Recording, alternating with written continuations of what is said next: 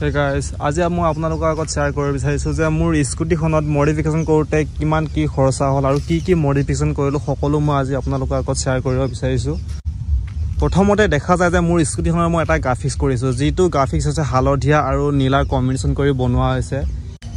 যেতিয়া মই এই গ্ৰাফিক্সটো অনলাইনৰ পৰা পাৰচেজ কৰিছিলো তেতিয়া এই গ্ৰাফিক্সটো দাম হৈ আছিল 2200 ভিতৰত। আৰু তাৰ পিছতে মই এটা ইনষ্টল কৰিছিলো আফটাৰ মাৰ্কেটৰ উইনচিল যেটো উইনচিল নেকি আজিকালি সকলো স্কুটি আৰু বাইকতে ইনষ্টল কৰা দেখা যায়। যদি আপুনি এই উইনচিলখন অনলাইনৰ পৰা যদি পাৰচেজ কৰিব বিচাৰে তেতিয়া হলে 250 বা 300 ভিতৰত আপুনি পাই যাব। তাৰ পাছত মই ইনষ্টল কৰিছো এটা অইল কেপ যেটো আপোনাৰ বেম্বৰ অইল কেপ বুলি ক'ব পাৰি। বেম্বো নহয়, জাস্ট ডেমোৰ কাৰণে এটা ইনষ্টল কৰা হৈছে এটা অইল কেপ যাৰ দাম হৈছে অনলাইনত মই যেতিয়া পাৰচেজ কৰিছিলো তেতিয়া 700 750 এনেকুৱা ভিতৰত মই পাই গৈছিলো। তাৰ পাছতে মই ইনষ্টল কৰিছো হ্যান্ডেল গ্ৰিপ যেটো নেকি হালধীয়া এটা আৰু নীলা এটা। হালধীয়া গ্ৰাফিক্সৰ সাইডে হালধীয়া হ্যান্ডেল গ্ৰিপ ইনষ্টল কৰিছো আৰু নীলাৰ এপৰ সাইডে মই নীলা হ্যান্ডেল গ্ৰিপ ইনষ্টল কৰিছো। আৰু দুজোৰ হ্যান্ডেল গ্ৰিপ মই অৰ্ডাৰ কৰিব লগা হৈছে কাৰণ সিঙ্গেল পিস নাপায় কাৰণে। আৰু সেই দুটা হ্যান্ডেল গ্ৰিপ অনলাইন মই পাৰচেজ কৰিছিলো যাৰ জোৰা আছিল 350 400 ভিতৰত। তাৰ পাছত আপোনালোকে দেখিব পাৰিছে যে মই হ্যান্ডেল মিৰৰ ইনষ্টল কৰিছো আৰু এই হ্যান্ডেল মিৰৰটো মই অনলাইন পাৰচেজ কৰিছিলো যাৰ দাম হৈছে 700 টকা। তাৰ পাছত আৰু এটা বস্তু মই গ্ৰাফিক্স কৰিছো যেটো হৈছে ইণ্ডিয়ান ফ্লেগ আৰু এই ইণ্ডিয়ান ফ্লেগখনো মই অনলাইন পাৰচেজ কৰিছিলো যাৰ দাম হৈছে 160।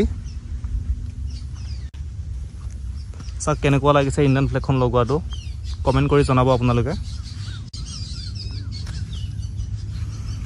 তাৰ পাছত আপোনালোকে চাব পাৰিছে যে দুই সাইডে দুখন পাখি লগা আছে আৰু সেই পাখি কেখনৰ নাম হৈছে সেই পাখি কেখন একচুয়ালি পাখি বুলি নকয় উইংলেট বুলি কয়। আৰু সেই কেখনো আপোনালোকে যদি অনলাইন পাৰচেজ কৰিব বিচাৰে 300 350 ভিতৰত পাই যাব। তাৰ পাছত আৰু দুটা মই বস্তু ইনষ্টল কৰিছো হৈছে LED লাইট যাক মই ইন্ডিকেটৰ হিচাপে ব্যৱহাৰ কৰো। আৰু এই LED লাইট কেটা মই বহুত দিনৰ আগতে পাৰচেজ কৰিছিলো আৰু LED লাইট কেটাৰ এক্স্যাক্টলি মোৰ দামটো মনত নাই সেইকাৰণে মই দামটো নকওঁ বাৰু আপোনালোকে চেক কৰি চাব। তাৰ পাছত আপোনালোকে দেখিব পাৰিছে যে এখন মডগাৰ্ড আৰু এই মডগাৰ্ডখন অৰিজিনাল ইয়াৰ এন্টকৰ মডগাৰ্ড নহয়। আপোনালোকে দেখোতে হয়তো গম পাইছে যে কি স্কুটি বা কি বাইকৰ মডগাৰ্ড হয়। এখন হৈছে এপ্ৰিলাৰ 160 স্কুটিৰ মডগাৰ্ড হয় ফ্ৰন্ট মডগাৰ্ড আৰু এইখন মডগাৰ্ডকে মই ইয়াত ইনষ্টল কৰিছো।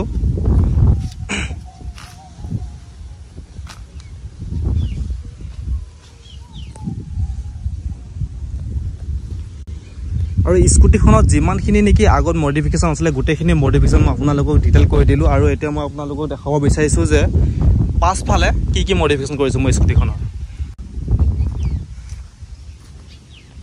স্কুটিখনৰ পাছফালে ইনষ্টল কৰা বস্তু কেটা নোকোৱা আগতে মই আপোনালোকক কৈ আছো যে স্কুটিখনৰ ব্ৰেক সাইডে মই মডগাৰ্ড আৰু ফিউল ট্যাঙ্কটো খুলি দিয়াৰ পাছত কাৰণ যিহেতুকে নাম্বাৰ প্লেটটো লগাব পৰা নাযায় সেই কাৰণে মই ওয়েল্ডিং শপত গৈ এপাত ৰড লৈ এনে মই কাস্টমাইজ কৰি এনে নাম্বাৰ প্লেট আৰু সিগনেল লাইট লগা ব্যৱস্থাটো মই কৰি লৈছো। আপোনালোকে দেখিব পাৰিছে যে ইয়াত মোৰ নাম্বাৰ প্লেট লাগি আছে আৰু দুই সাইডে দুটা সিগনেল লাইট লাগি আছে। আৰু এই সিগনেল লাইট কেটা মোৰ KTM সিগনেল লাইট হয় যাৰ দাম লৈছিল মোৰ 350 টকা। আৰু দুটা মই LED লাইট লগাইছো ইয়াতে যাৰ নেকি কাম কৰে যেতিয়া নেকি মই বেক কৰিলে এই লাইটটো জ্বলে। ইমানে আছিল মোৰ স্কুটিখনৰ মডিফিকেশনৰ কাম। আৰু আপোনালোকে ভাবিছে যে ফিউল ট্যাঙ্কটো খুলি দিলো আৰু ফিউল ট্যাঙ্কটো ক'ত থাকিলে। ফিউল ট্যাঙ্কটো আছে মোৰ বৰ্তমান স্কুটি ডিগ্ৰী ভিতৰত মই আপোনালোকক দেখাই আছো। এটো হৈছে মোৰ ফিউল ট্যাঙ্ক যেটো নেকি মোৰ স্কুটিৰ লগত যেটো নেকি অৰিজিনাল ফিউল ট্যাঙ্ক থাকে সেই ফিউল ট্যাঙ্কটো মই ইয়াত ইনষ্টল কৰি বহাই দিছো। আৰু যেহেতুকে ইয়াৰ কেপটো নাখায় কেপটো নোখোৱাৰ কাৰণে মই প্লাষ্টিক আৰু কাগজ লৈ ইয়াত মই খপা মাৰি ৰাখিছো। এটো হৈছে অৰিজিনাল ফিউল ট্যাঙ্ক। এইখিনি আছিল মোৰ স্কুটিখনৰ মডিফিকেশনৰ কাম আৰু এই মডিফিকেশনৰ খৰচ আছিল মোৰ 7000 পৰা 8000 ভিতৰত। জাস্ট মই মডিফিকেশনত যিখিনি নেকি বস্তু অৰ্ডাৰ কৰিছো সেই বস্তুখিনিৰ দামটোহে মই আপোনালোকক কৈছো আৰু মেকানিক্যাল খৰচাখিনি মই আপোনালোকক ধৰা নাই কাৰণ কিহৰ কাৰণে সকলো জায়গাতে মেকানিকৰ চাৰ্জটো বেলেগ হয় সেইকাৰণে মই মেকানিকৰ চাৰ্জটো মই ইয়াৰ লগত ইনক্লুড কৰা নাই।